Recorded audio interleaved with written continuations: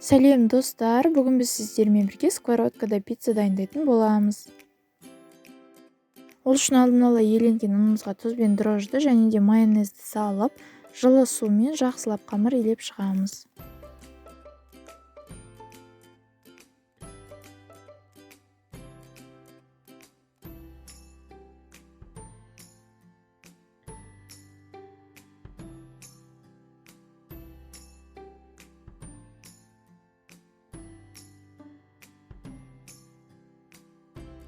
Қамырымыз жұмсақ, қолға жабыспайтын болуы қажет.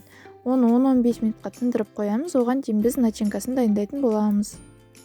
Начинкасын өз қалауыңызға байланысты істесеңіз болады. Сосын сковородканы сұйық маймен майлап шығамыз. Қамырымызды екіге бөлсек те болады, не болмаса бүтіндей салып жіберсеңіз де болады.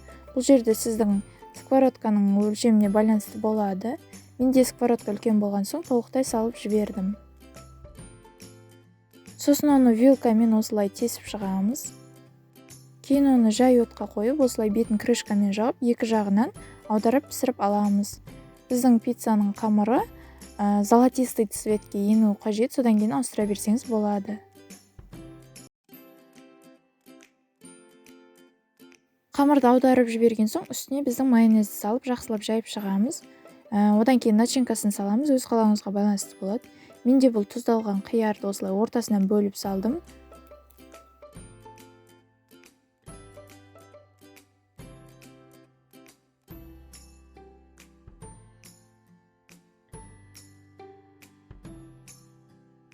Сосын кукуруза мен колбасаны кубик ретінде турап салып шықтым.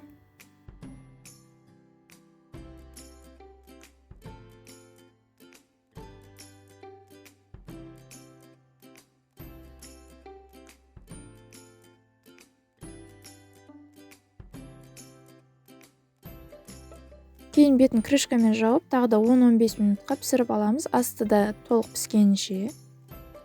Сосын дайын болды дегенде үстіне біздің сырымызды саламыз да, тағы да 5 минутқа крышканы жауып, сырды ертіп аламыз. Сонымен біздің пицца дайын, ешқандай духовкасыз жарты сағатта дайын болады. Өте дәмді болып шығады. Міндетті түрде дайындап көріңіз. Егер рецепт ұнаса, каналдан басқа да рецепттерді қарасаңыз болады. Ас болсын.